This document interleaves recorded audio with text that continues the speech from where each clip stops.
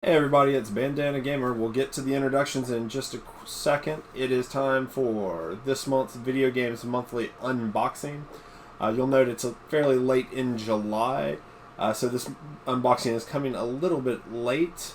That's because there was some issues with my box, and you'll see a little bit of that in the video, and then I will talk about it after the unboxing video and talk about another thing that happened and then how Video Games Monthly took care of it. Video Games Monthly has amazing customer service and is another reason why I love this company.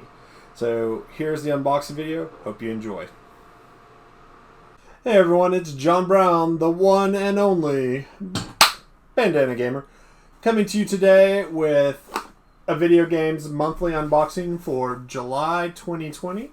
If you don't know, Video Games Monthly is a subscription service where you tell them what retro consoles and how many games you want. There's a 3-game, 4-game, 5-game, and 10-game a month plan. And they send you awesome retro video games to your door, kind of a mystery box, if you will. I'm currently on the 4-game a month package. So let's get into this box and see what we have this month. Blum, blum, blum. Alright. Get out the paperwork first.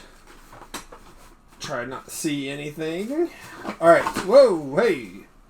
Throwing things all around. Alright, well first, let's see. There are some really cool Super Mario stickers in here. Those will be going on my laptop. That's a really, really cool sticker. I think there's another one in here, but I've lost it. I did not receive the coveted Tony Award this month. I do have a 1-up. Excited to see what extra games. So I should have 5 games in this box.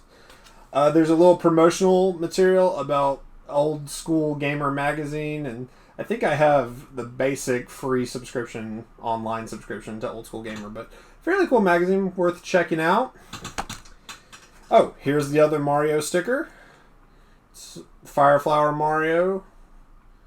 Pretty cool. That will also be going on my laptop. And of course, this lovely card reminding you to go online and tell them what games you got, what games you've picked up, so you don't get duplicates in future boxes. Alright. Well, I've already seen one, and it's a Game Boy game. And it is Turok 3 for the Game Boy Color. I don't know, I've kind of not been a huge Turok fan, but I don't know how these play on Game Boy Color, but I'm excited to try it out because I love playing with things on the Game Boy Color and seeing what ideas they were able to port to, at that time, a drastically already underpowered system.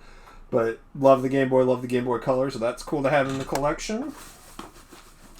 Let's see. I feel like there was another... Oh, here it is. Saw this sliding around. There's a 3DS game without a case, but that's okay. I just generally keep those in a case. Ooh. The illustrious. The very rare Steel Diver for the Nintendo 3DS. I've never actually picked up this game. I know it was like a launch title. I don't know much about it. I just know you can always find this thing for super cheap, but it's cool. I got 1-up, so this adds a little bit of extra value to the box. And I really love the fact that they are now carrying 3DS games. Alright, so on top, there's a Genesis game in a case. Ooh, cool. Terminator T2 Judgment Day. That's really cool. It does not have the manual. And kind of disappointed in the cartridge, not gonna lie. There is a gaping slash in the on the label. I don't know what to do about that. I'm not super thrilled with that because the box is also beat up. But hey, it looks like a cool game. We'll see what we can do about that. Got 2 disc-based games. Does not seem to be a blue box, so no Wii U this month. But that's cool. I picked up some Wii U games, and I'll show you those in another video. But first up is a GameCube Crash Nitro Kart.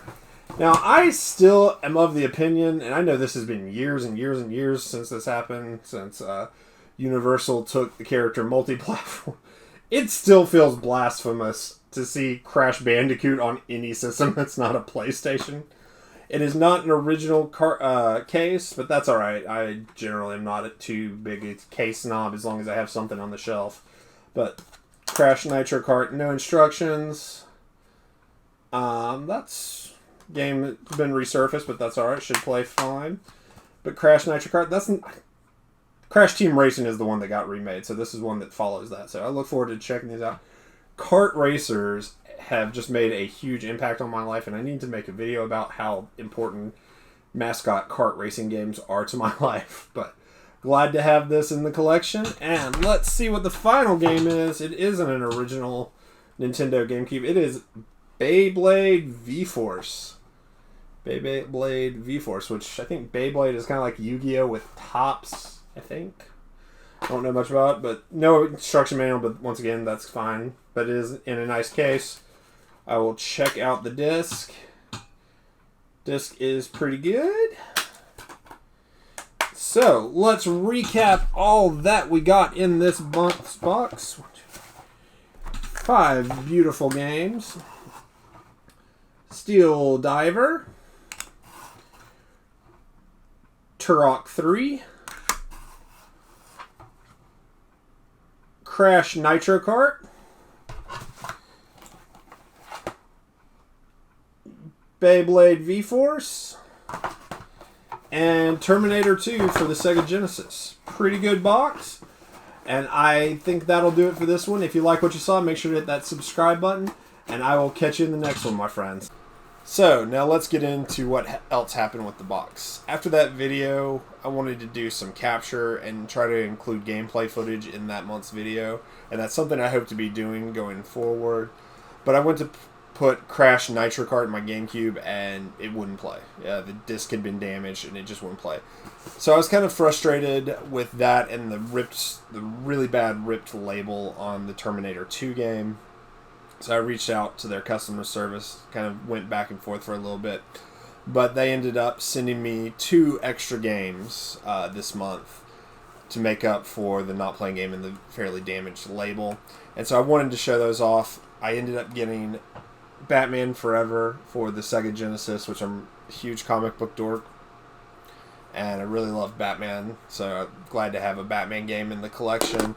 And then I'm also a huge Dreamcast fan, and I don't get to talk about that much, but they did send me a sealed copy of Coaster Works for the Sega Dreamcast, and I look forward to playing around with that because I'm also a huge theme park nerd. So, once again, I was kind of going to suck it up and deal with the torn label, but then when the game didn't work, I was like, hey, this is a fairly poor quality box. Y'all have done much better, and they jumped on it. They helped me out in a big way, and I cannot tell you how much I love Video Games Monthly as a company. They are one of my favorite places to get retro games from, and I have such a fun time with anyone I talk to, and the amazing community that kind of springs up from people who do unboxings of these on YouTube. So, once again, love Video Games Monthly. Big thanks go out to them and all they do, and for taking care of that. And I will catch y'all in the next one, my friends. Peace.